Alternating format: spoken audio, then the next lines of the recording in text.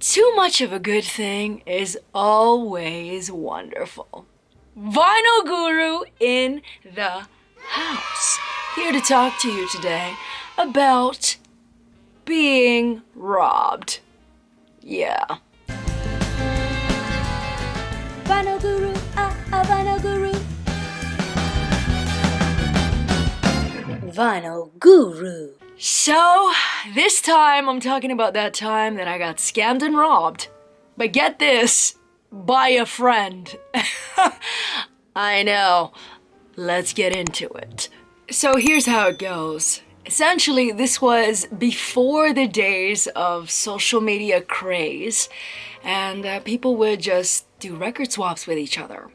And he was actually the one who taught me that you can take a record and completely digitize it. You know, you take the vinyl rip off of a record using softwares like programs like Audacity and stuff like that people kind of still use to this day. So he used to like to take quite a bit of my records and that he didn't have and do the vinyl rip off of it. And I used to like learning about different records too that I didn't really know about, and so we used to swap records, him for that reason and me for exploration reasons. And essentially we learned so much from each other over a couple of years of knowing each other, really. And one day, get this. So the thing about me and him is that how we did this was we used to swap like 5 at a time. So, you know, I got his 5, he got my 5, and vice versa. But the thing is, it started to accumulate on his side at some point because he said that, you know, he couldn't get to them as fast as he'd like to. So where 5 became 10, became 15, became like 30 to 35 at that point. Like, it was getting outrageous, you know. Check this one. I was starting to go, okay, what's going on, you know? And he was like, yeah, you know, I'm getting to them. I promise. But work and life and all of this, and it's just getting in the way. I said, okay, that's fine. That's totally fine. I wasn't too worried because I knew where he lived. I knew his mother. You know, I felt like I knew them quite well, and I knew him quite well at this point. So I wasn't too worried. But I was missing my children. So eventually, at some point, 2 weeks go by, and I didn't really hear from him as much. And then the 3rd week went by, and I haven't heard a peep. So I knock on his door, and somebody else answered. I don't even know who this is. I'm serious. Come closer, because I'm ready to scream this out from my loins. So I knock on his door, and I'm like, okay, who is this, you know? And I asked for him. I said, is this person here? And they said, oh no, they moved out like a week ago. I said, what? Yeah, they moved out a week ago.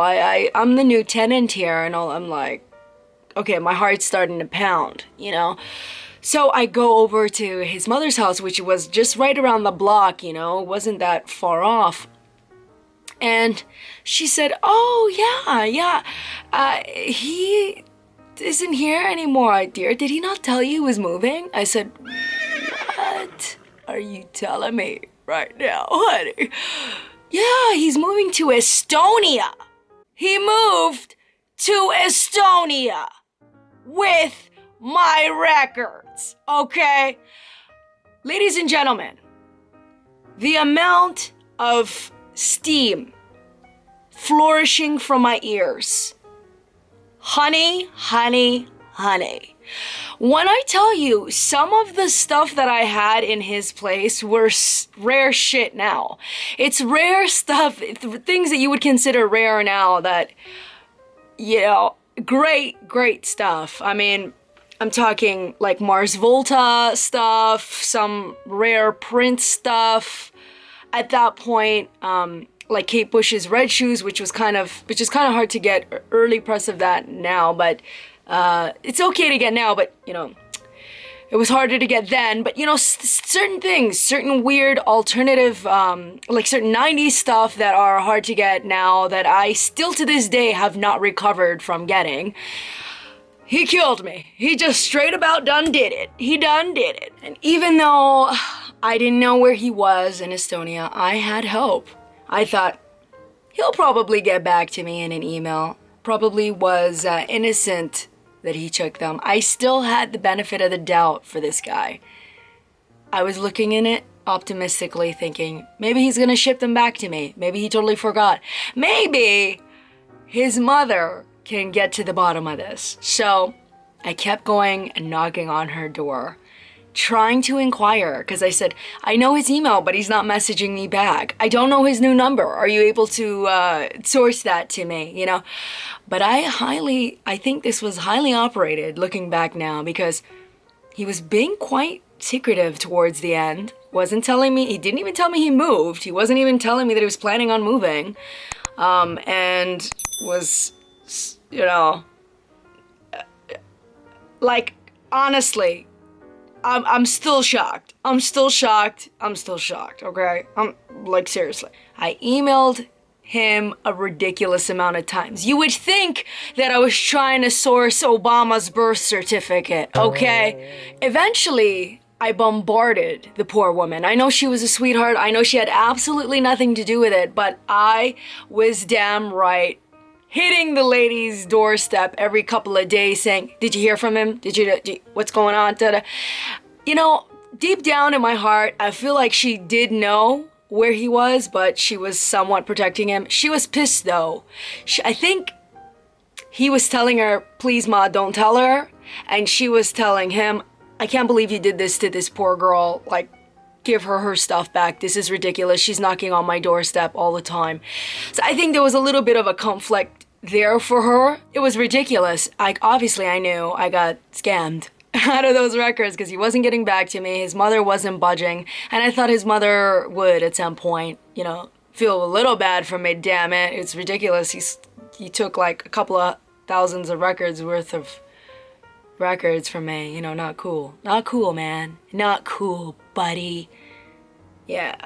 We had this buddy system for a few years, and we trusted each other in a time where it was a lot harder to track somebody down, but there was more trust, believe it or not, in that time. Now, it's easier to choose somebody, people trust each other less because of it. Who knows? I don't know.